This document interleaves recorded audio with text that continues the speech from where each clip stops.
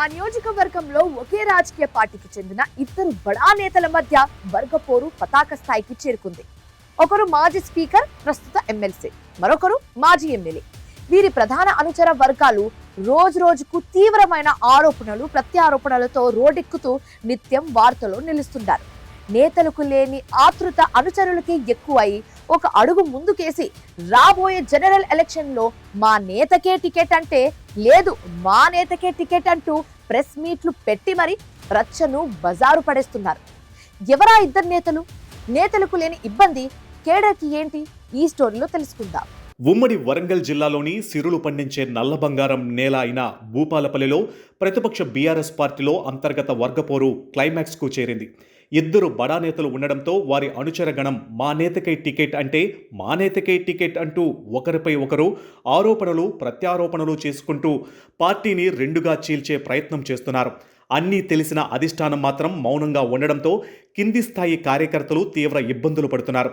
అసలే అధికారం కోల్పోయిన బాధలో ఉన్న కేడర్కు నేతల తీరుతో మరింత కుంగుబాటుకు లోనవుతున్నామని మదనపడుతున్నారు.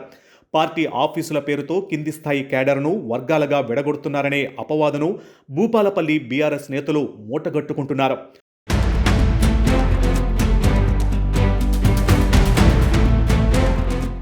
2009లో భూపాలపల్లి నియోజకవర్గం ఏర్పాటైన తొలి ఎన్నికల్లో కాంగ్రెస్ పార్టీ నుంచి పోటీ చేసిన గండ్ర వెంకట రమణారెడ్డి తొలి విజయాన్ని నమోదు చేసుకున్నారు. అనంతరం తెలంగాణ స్వరాష్ట్రంలో జరిగిన తొలి శాసనసభ ఎన్నికల్లో టీఆర్ఎస్ పార్టీ నుంచి పోటీ చేసిన సిరికొండ మధుసూదనాచారి గెలిచి తెలంగాణ తొలి శాసనసభ స్పీకర్గా పనిచేశారు.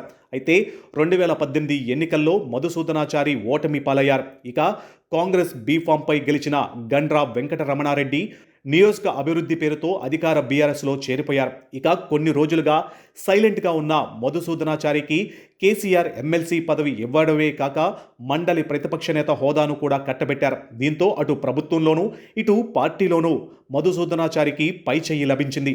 ఇక 2023 ఎన్నికల్లో గండ్ర వెంకట రమణారెడ్డి ఓటమి పాలయ్యారు. దీంతో ఆయన్ను అధిష్టానం పెద్దగా పట్టించుకోవడం లేదనే చర్చ జరుగుతుంది. ఈ నేపథ్యంలోనే మాజీ ఎమ్మెల్యే గండ్ర, ఎమ్మెల్సీ మధుసూదనాచారి కలిసి పనిచేయాలని అధిష్టానం చెబుతున్నా కేడర్ మాత్రం క్యాండిడేట్ ఎవరో ఫిక్స్ చేయండి అని కరాఖండిగా చెప్పేస్తుంది.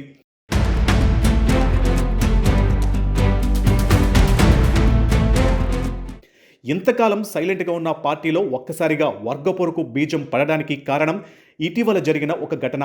ఎమ్మెల్సీ మధుసూదనాచారి భూపాలపల్లిలోని మంజునాథ్ నగర్లో ఎమ్మెల్సీ క్యాంప్ ఆఫీస్ కార్యాలయాన్ని ఓపెన్ చేశారు. ఈ సందర్భంగా భారీగా తరలివచ్చిన క్యాడర్ను ఉద్దేశించి మధుసూదనాచారి తనయుడు సిరికొండ ప్రశాంత్ పలు వ్యాఖ్యలు చేశారు. అభిమానులు అంతా సిద్ధంగా ఉండాలి, ఇక్కడి నుండే పార్టీ అన్ని కార్యకలాపాలు సాగుతాయని ప్రకటించారు. అంతటితో ఆగకుండా వచ్చే అసెంబ్లీ ఎన్నికల్లో మన నేతకే పార్టీ టికెట్ వస్తుంది, పార్టీ కూడా గెలుపు గుర్రాలకే టికెట్ ఇస్తుంది కాబట్టి మనమంతా అలర్ట్గా ఉండి మన నేతను గెలిపించుకోవాలని పిలుపునిచ్చారు. ఈ వ్యాఖ్యలతో గండ్రా వర్గం ఒక్కసారిగా బొగ్గుమంది. కేసీఆర్తో సన్నిహితంగా ఉంటూ మధుసూదనాచారి పార్టీని రెండుగా చీల్చుతున్నారంటూ మండిపడ్డారు. ఒక క్రమశిక్షణ కలిగిన కార్యకర్తగా ఉండాల్సింది పోయి ఇలా చేయడమేంటని ఆగ్రహం వ్యక్తం చేశారు. అధిష్టానం ఎమ్మెల్సీ ఇచ్చి గౌరవించిందని, ఆ గౌరవాన్ని కాపాడుకోవాలని మళ్లీ టికెట్ కోసం పాకులాడితే పార్టీ రెండుగా చీలి అధికార పార్టీకి అవకాశం పోతుందని, అలా పార్టీకి నష్టం చేకూరే పనులు చేయకూడదు అంటూ గండ్రా వర్గం ఆరోపిస్తున్నారు.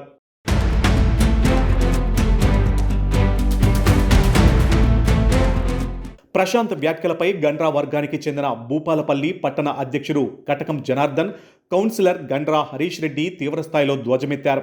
క్రమశిక్షణ కలిగిన నాయకుడిగా ఉండాల్సిన మధుసూదనాచారి పార్టీని రెండు వర్గాలుగా వేరు చేస్తున్నారని ప్రశ్నించారు. దీనికి గట్టి కౌంటర్గా మధుసూదనాచారి వర్గం ప్రెస్ మీట్ పెట్టి గండ్ర వెంకట రమణారెడ్డి కేవలం తన బిజినెస్ను, పెట్రోల్ బంకులను కాపాడుకోవడానికే బీఆర్ఎస్లోకి వచ్చాడు తప్ప పార్టీ ఎదుగుదలకు పనిచేయలేదు అని తీవ్ర ఆరోపణలు చేశారు.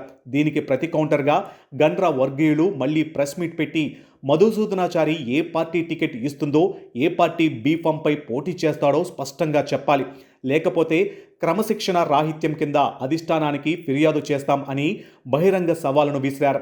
ఈ సవాళ్లు ప్రతి సవాళ్లతో భూపాలపల్లి బీఆర్ఎస్లో వర్గపోరు తారాస్థాయికి చేరుకుంది. దీంతో అటు అధికారం కోల్పోయిన బీఆర్ఎస్కు చిక్కులు తప్పడం లేదు. ఓవైపు అధికార పార్టీ దూసుకు వెళ్తూ ఉంటే బీఆర్ఎస్ మాత్రం వర్గపోరుతో కొట్టుమిట్టాడుతుంది.